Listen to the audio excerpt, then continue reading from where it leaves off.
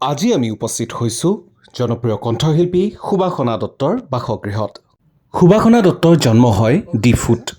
সুবাসনা দত্তৰ পিতৃ মাতৃয়ে ঘৰতেই শৈশৱৰ পৰা সংগীতৰ এক সুন্দৰ পৰিৱেশৰ সৃষ্টি কৰাৰ বাবেই তেওঁ শৈশৱ কালতেই সংগীতৰ শিক্ষা লাভ কৰিছিলে। চলচ্চিত্ৰ জগতত পোনপ্ৰথমবাৰৰ বাবে তেখেতে মুনীন বৰুৱাদেৱৰ পৰিচালিত ৰং নামৰ চলচ্চিত্ৰখনত জুবিন গাৰ্গৰ সৈতে এক গীতত কণ্ঠনি কৰাইছিলে। ইমান ব্যস্ততাপূৰ্ণ দিনটোৰ মাজতো তেখেতে কিন্তু নিজৰ ঘৰখন সুন্দৰভাৱে সজাই পৰাই ৰাখিছে। অপ্সৰা আৰু পখিলাটো মোৰ লগতে আপোনালোকৰো প্ৰিয়। লগতে কোঁৱৰপুৰৰ কোঁৱৰ বোলছবিৰ সুমধুৰ গীতকেইটাতো আছেই, প্ৰতিটো গীতেই শুৱলা।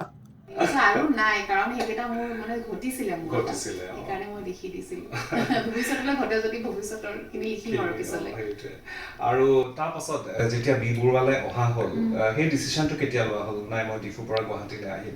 সেইটো আমি প্ৰথমতে দেহিতিবাসৰ গীতটি শিশুৰ পৰা বৃদ্ধলৈ সকলোৰে প্ৰিয় আৰু শেহতীয়াকৈ মান্তৰা ইতিমধ্যেই জনপ্ৰিয়তাৰ শীৰ্ষত।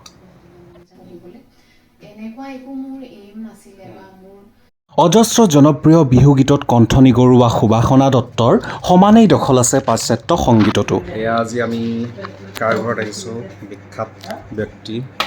এয়া চাওক আৰু এয়া চাওক, কোনেও নজ্বলে যাতে, আৰু আমাৰ যাতে একো পেটৰ অসুখ চসুখ নহয়।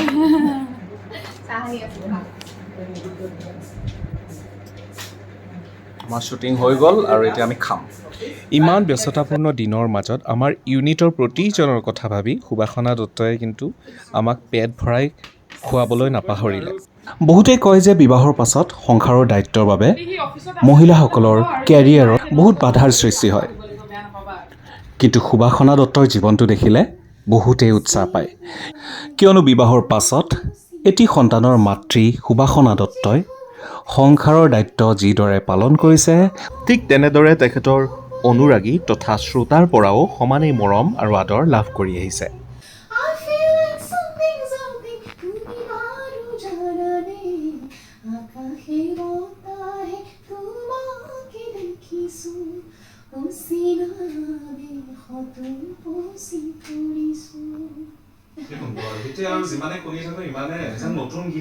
সকলোৰে হৃদয়ত মনত তেখেতৰ গীতসমূহ সদায় উজ্বলি থাকিব। সুবাসনা দত্তৰ আহিবলগীয়া প্ৰতিটো গীতে আৰু প্ৰতিখন মঞ্চই সফল হওক, তাৰে শুভকামনা জ্ঞাপন কৰিলোঁ।